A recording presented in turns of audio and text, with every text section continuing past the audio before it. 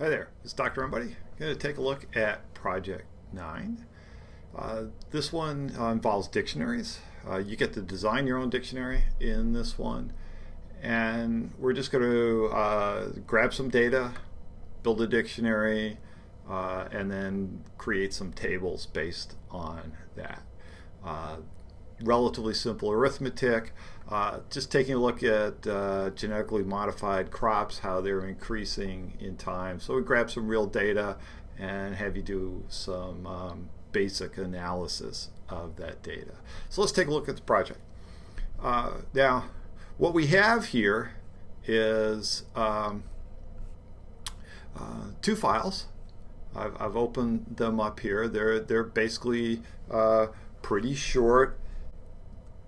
Okay, so here's some information. So this is one of the files. This is the one on the non-food crop. It has cotton in it. We have some states, and we have some years across the top here. Be a little careful. It's just outside here, but there's a column for 2015. We're going to ignore that data. And notice how, for example, there are some empty columns on some of these, and you have to take that into account. So the first thing that you're going to be doing is just taking the average of each row here, not including that last column. So Alabama and Arkansas, California, so on. And that's what, so we have this in one of our files. We also have the same type of thing in another file. This is one for food crops. So here we have a file of corn, looks exactly the same way.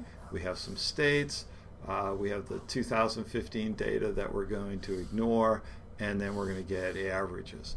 Now the interesting part is that if I align these, you will notice that there are some states that appear in both of these and others that don't. So for example, there's Texas, that's in both of these, and I think I saw, what else do we have here? Missouri, there's Missouri's in both of them, right? So the data is such that there's some information in both on these states, and we're asking you to, the very first step is create a table that, so like Alabama. Okay, Alabama wasn't in the food crop one, the corn one, but it was in the cotton one. And so this is just taking Alabama's row of information and finding the average of it. Now if we go down a little bit here, let's find one. Here we go. There's Missouri. All right. And so Missouri is in both of them. So a pretty, a useful thing to do here is to create a dictionary with the states as a key, and that way you can read both files and then you've got the information together. How you arrange that dictionary is in fact left up to you. If we take a look at this if you take a look at this table, there's a lot of NAs in there, and the other thing is if you look at this table, it is sorted alphabetically, right? So, you create a dictionary to gather the information, and then you're going to have to take it out of the dictionary to sort it in order to print it.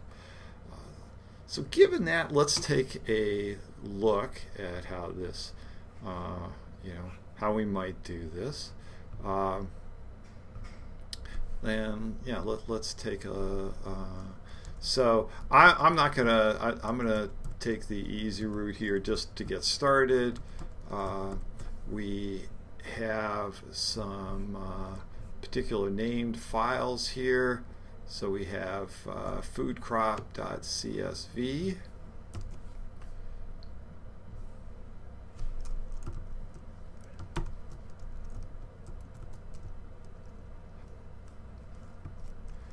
And whenever I do these, I open up the file and print it out.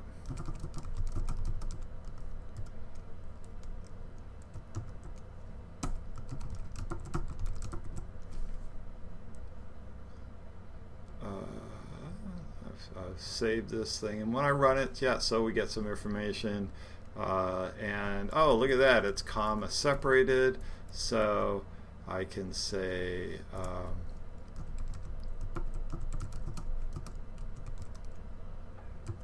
and it's nice to split off the oops.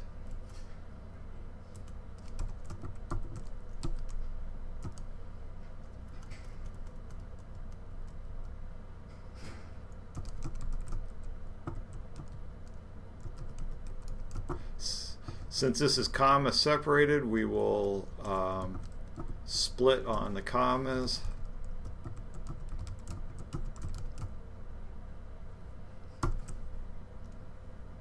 And let's see what we got. All right, so we got all that information. Notice here that the way I did that, the simple way, we get something like Texas. Starts out with a bunch of empty strings in there. I'm going to have to account for that. So there's the information. You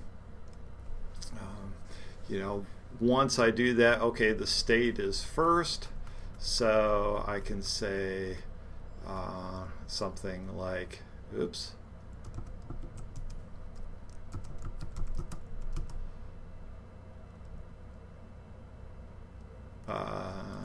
You know, I can extract the state out of there and stuff like that, but what I'm actually going to do is just have a function that updates the dictionary, and here we have a food crop, and so that'll all get updated for us. I've got that function hidden up above. I have an error here. Oh, yeah, I need a D. Okay, so let's create bad name for a dictionary, but now we have one, and so that'll go and update the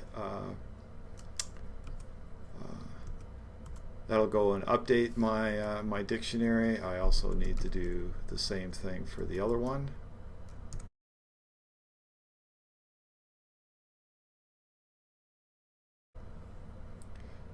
So at this point now I know I can read my files. There are 3 lines at the top that I probably want to ignore at this point.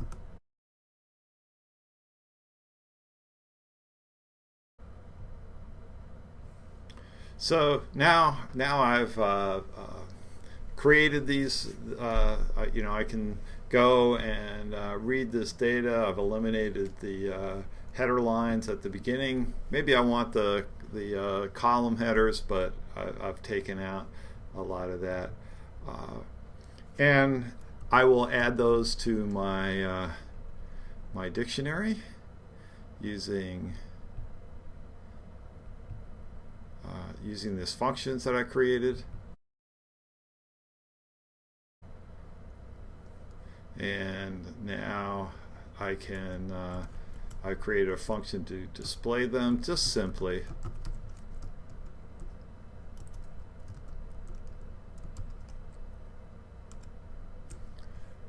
And in the meantime, I also created some averages. So in a pretty simple way here, let's sort of take a look at what I did. Is I opened a file. Now you need to prompt for it, but you can do that. I took care of my headers, headers and comments. I read the file, did the exact same thing for the non-food crop one, added information to my dictionary, and then displayed it in a sort of a trivial way. What I did is Okay, so I had food information. There's all the stuff that was in the file, and while I was at it, I also created an average, and it doesn't look very pretty, but I can compare those now to what is in the files here. So let's take a look here.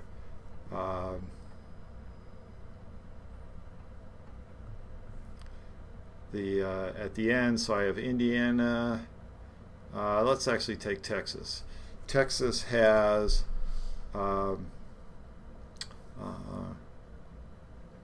the non-food is 11.53, and the food came out to be 19.9. Right? And if I now go and look in the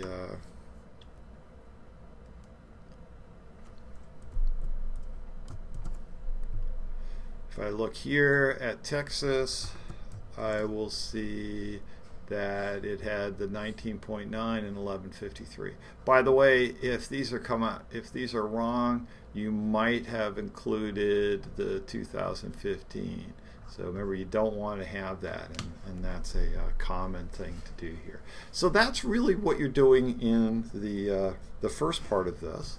The second part is similar in that now we have this information. Once you get the min year, the max year, mins and max, you know how to do that. And then there's this thing called a rate. That's just a formula that we give you. And we do this for the food crop, and we also do it for the non-food crop. And it's nothing more than a formula that we give you, and I give you some examples of how to do it. You remember, and there's just a few reminders here of stuff to keep in mind. It can be positive or negative. Don't forget to consider the missing years. We don't use other states, and then what do we do when we have the same min or max value? So we just give you some rules there. So the basic idea is to in this project is to you read two files, and as you read,